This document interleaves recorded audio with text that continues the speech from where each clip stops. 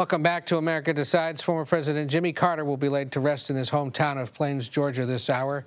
This just moments ago, the U.S. Navy conducting the traditional missing man formation over the Plains, Georgia residence of Jimmy and Rosalynn Carter, paying tribute to a former sailor himself, the 39th president, who is being buried after several days of national remembrance in his home state of Georgia and here in Washington, D.C. earlier today. A private funeral service is being held at the local church where he used to teach Sunday school. Joining me now as we observe these final moments of remembrance for the former president is Susan Zirinsky, the former president of CBS News and executive producer of 48 Hours, now president of See It Now Studios and part of our Paramount family. We call her Z, so forgive me if I'm calling her Z and you wonder, what on earth are you saying? But Susan, so great to see you. The reason we have you with us is because you were a White House producer back in the 1970s during the Carter administration, working with our colleagues, the late Ed Bradley and the great Bob Schieffer and Leslie Stahl, among others. And you spent a considerable amount of time in Plains, Georgia. Remind the viewers, what did that small town mean to him, and how did it define his presidency? I think for Jimmy Carter and even the press corps, Plains was a core value of who this man was. There was no pretense. The town of Plains, the city of Plains, did not even have a stoplight until he was elected president. First stoplight was installed. Plains had with it this kind of fiber of humanity, this absolute, just genuine, organically real people. There wasn't a lot to do. There was 2 blocks of Plains. I'll show you some of my Jimmy Carter souvenirs if you want. Sure. There wasn't much to do but shop in those 2 blocks. This is my Jimmy Carter bottle opener. And then I, of course, had, because church was very hot in the summer, Jimmy Carter fan. And then, of course, the ashtray, which says, I went nuts in Plains, Georgia. But so for the press corps, it was this sort of shock. But for Jimmy Carter, it was his base. And, you know, when we would stake out the president, like we were in a field across from his house. You know, he would take off, we would take off. He would go to his mother's for lunch. We'd be in the sun. She'd bring out cookies and lemonade.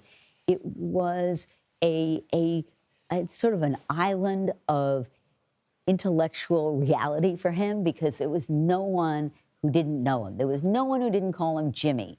There was a safety, a comfort in that town.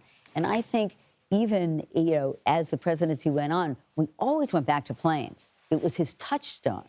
He always went back to Plains. He always went to teach church. He always took a walk in town. He always said hello to everybody. We went to the peanut warehouse more times than I'd like to remember. So Plains for him, his core, his center core of moral and humanity. And if not his home, it is that church that those cameras are outside right now. We were just looking. We should look back at the hearse there, parked outside the Maranatha Baptist Church, and they're inside the church. This is where he taught Sunday school. This is a church he helped found and helped build. His family is going to take part in a private funeral service just for family and a few other invited guests.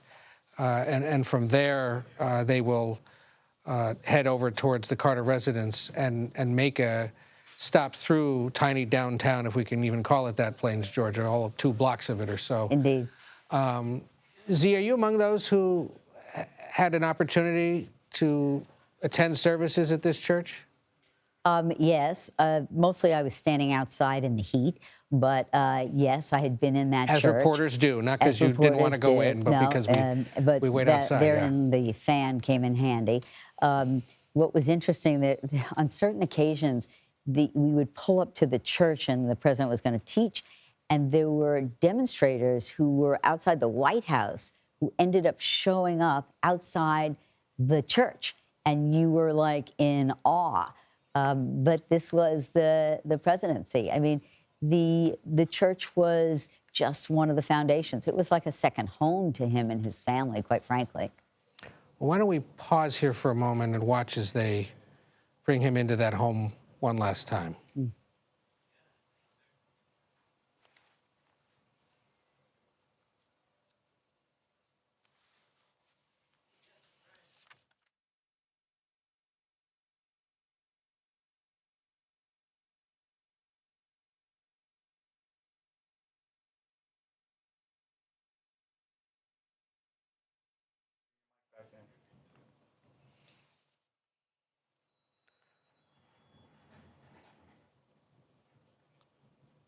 So this is what we call the body bearer team now, carrying the late president into Maranatha Baptist Church. You will hear, I believe we can hear, "Hail to the Chief" in ruffles and flourishes one last time as they bring him into the church.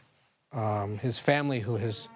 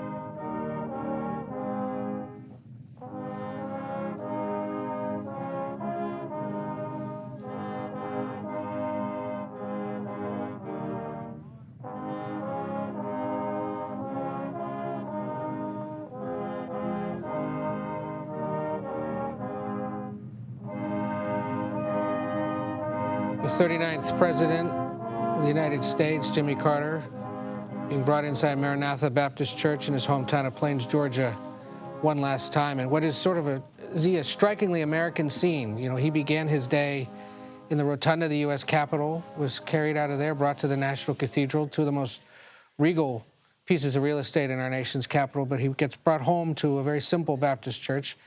That shot outside could be any parking lot at any American church anywhere in the country. And I think that's part of why the family wanted to do it this way today, is to reinforce the simplicity of his life and his deep faith.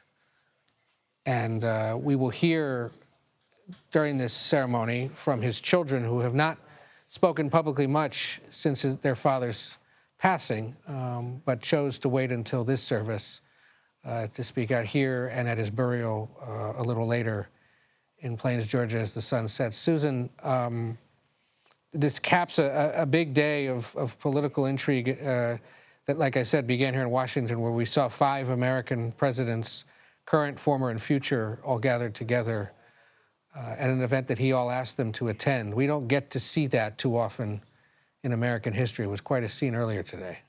It was definitely quite a scene, and I think the interesting thing for Carter in Plains was an experience I had, and maybe I can squeeze it in here before people start to talk.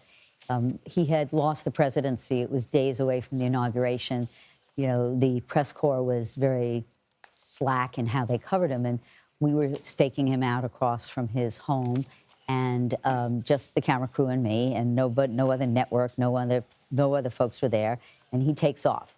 Secret Service, the guy with the football, the nuclear codes, definitely attached by handcuffs to his wrist, and we follow him. And he pulls off into a kind of side road, and motorcade stops, small, 3 cars, and I get out, and I'm the White House producer, so I am a respectful distance behind. And the president turns around and he motions, so I turn around to see who he's motioning at, and I realize, well, he's actually motioning at me. So I move forward, and I said, it was very quiet and still, and I said, Mr. President, where are we? And he said, well, we're at the family cemetery where my family and some of Rosalynn's family are buried. And I'm quiet for a second, and I said, what are you thinking about? And he said, I'm thinking about my greatest failure. And I paused, letting him fill that hole. And he said that I was unable to bring the hostages home after 444 days. And this was his greatest tragedy. And, you know, there were efforts to go in. So it was extraordinary to hear him talk about that personal failure. It was a moment for me and obviously for him. And something he likely reflected on frequently when at that church. We can be joined now by CBS's Elizabeth Campbell, who's outside Maranatha Baptist Church. Elizabeth, you've been preparing for this and our coverage of it for quite some time. We're in the final hours of this tribute. Remind us what's going to go on there behind closed doors and what happens in the hours to come. Absolutely. We saw earlier today a chance for a grateful nation to pay their respects to former President Carter. What's happening behind me is a chance for a grateful community to pay their respects to Mr. Jimmy as they knew him. I've been talking to folks here who knew him best over the years, had dinner with him weekly, had walks with him, he would walk into their house without knocking if the door was unlocked. And it's really finally hitting them today in this moment. As you said, I've been preparing for this for years, not quite as many years as Z has, but I was really hit today when the flyover went by and the missing man formation and that jet peeled off. The solemn reverence that really just fell over this entire town of Plains is those who knew this moment was coming but weren't prepared for it. And now those folks are in beside the church behind me as we expect to hear from his personal pastor, Pastor Loudon, talk about how former President Carter really was known for his faith and for his hope and how he held tight to both of those ideas through everything that he did. Elizabeth Campbell there in Plains, Georgia. Susan Zirinsky in New York. Thank you both for joining us as we continue to honor the late president. We appreciate it, and we'll be back with you later.